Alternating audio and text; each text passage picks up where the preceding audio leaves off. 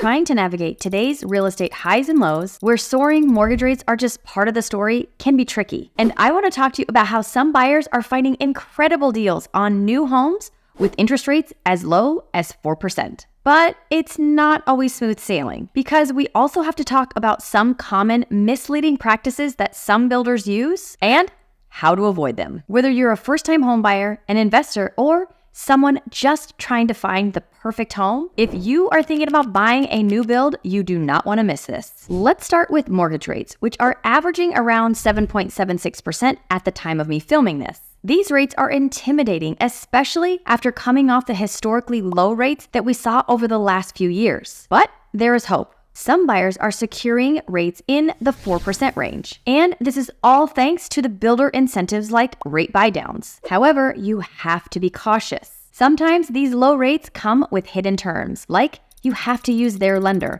whether that be their in-house lender or a lender that they've partnered with. And sometimes these rate buydowns are only temporary. The other thing buyers have to understand about these rate buydowns is if they're a 2-1 buydown or a permanent buydown. This will make a big impact in the overall cost to the builder as well as you, the buyer. If it is only a 2-1 buydown, that means that buydown is only good for 2 years, and then it will go back to the rate that it was when you got the loan. But if it's a permanent buydown, that means that that rate is then locked for the length of your loan. Understanding these nuances is part of what buyers need to be aware of so that they can make a wise decision and investment if they're wanting to buy. Now, another way that these builders are offering deals are through other incentives, which can be kind of attractive, but they can also be misleading. The incentives like rate buydowns, price cuts, and credits are great, but they usually come with some strings attached. Some builders might offer a low rate initially and then increase it later. And that's that 2-1 buydown we just talked about. Another thing I see builders doing is offering incentives or credits, this big chunk of money that they'll take off of the purchase price. Or they allow the buyer to use that money at the design center. Then comes the fine print. That incentive might only be good for a day or two. See, they really want you to sign that contract. And then it might fluctuate. And if you decide to use their lender,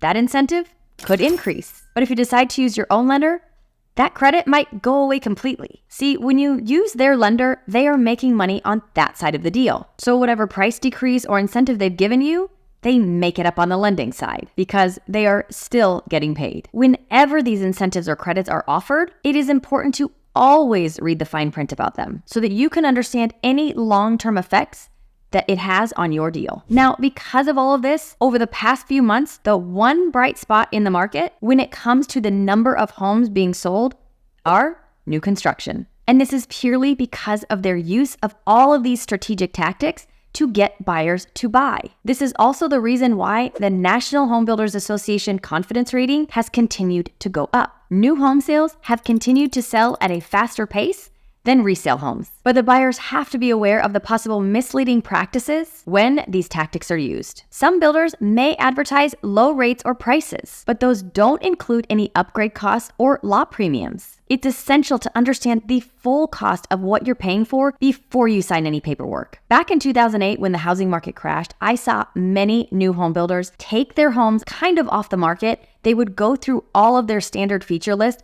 and they completely revamped them. They changed the cabinet package. They changed the fireplaces and beams on the ceiling were standard. They took those out. They did anything and everything they could to kind of strip the houses down to make their standard feature list much more limited. And they did all this because they had to lower their sales prices. See, when buyers go in and they pay for upgrades, the builder is getting a portion of that upgrade cost. So if they stripped away some of those upgrades, but still offer those as upgrades, guess what? They made it on the upgrade cost rather than the home purchase cost. There's one community here in Arizona, specifically in DC Ranch, that I saw this happen to. It was a condominium complex and they had amazing features when they first launched this community. The market crashed. They had to make changes. They made drastic changes to their standard feature list. You can see it. It almost splits the community in half. One half has amazing finishes. The other half has still great finishes, but you can tell that they're just on a little bit of a different level. They had to make up the money somewhere, and that's where they chose to make it up. And I've seen other builders do the same thing. So let's talk a little more about new home pricing, because this can be a minefield of misinformation. See, builders advertise their price, and it's usually their base price, meaning this does not include any lot premium costs, any upgrade costs, any landscaping, any additional appliances that are not included, any window coverage coverings, and so much more. And don't get me started on all of the upgrades that they actually put into the models and the costs associated with all of those. All of these lead to a significant increase in the overall purchase price of the home when you get to the end. I have literally shown clients new home construction and they loved the models.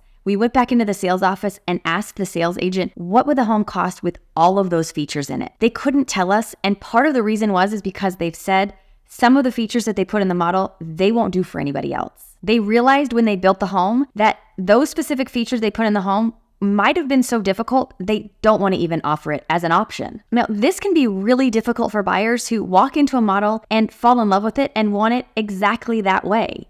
They've been looking for a home and they finally found the home that fits exactly what they want with the features that they want specifically, only to find out they can't have it. But when you're getting into the upgrades and all of those finishes, it is important to get a detailed account for what everything's going to cost. Don't be afraid to ask questions and don't be afraid to challenge them on those prices, and save every upgrade list that they've ever given you with the prices on it. Why? Because I have had another client that was really customizing their new build. They added more space over by their kids' bedrooms to add a flex room between the two. They pushed the living room out to give them additional square footage, as well as put that wall of windows in the back. They upgraded appliances and so much more. And from start to finish, when we would get that list, we would go over it and find discrepancies every single time on pricing. Some prices would magically go up, even though that wasn't the option that we were even discussing. And that option had already been signed off on and agreed to with the previous price. When we asked about it, they would always tell us things like, oh, well, we can't get it from that vendor anymore, so we had to get a new vendor, and now the cost is different. And one of those items was that wall of windows. And let me tell you, that increase in price was significant. So you have to watch over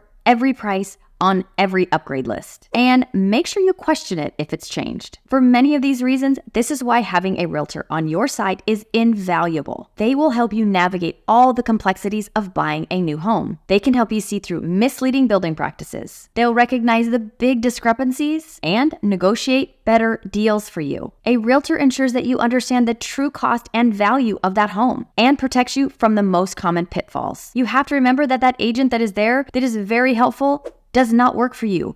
They work for the builder. You need someone that is there to advocate for you during this process. One of the next places you will need help is with an inspection of that home, which is critical. Yes, even with new construction. I'm not saying that all builders cut corners. Unfortunately, some do, and others just don't have great subcontractors. And an inspection can reveal all of these issues and ensure that your new home was built correctly. Now, I also recommend going by the house as often as you can. While you're there, you might be able to catch some of the little things and the little mistakes that are made along the way. Then you can point them out to the builder and they can correct them. I recently had a buyer do just this thing when she was building a new home. And guess what? She went one day and she looked up. She actually called me and said, I think they're putting the wrong windows in my house. And I said, get on the phone and call that builder straight away. She did. She was right.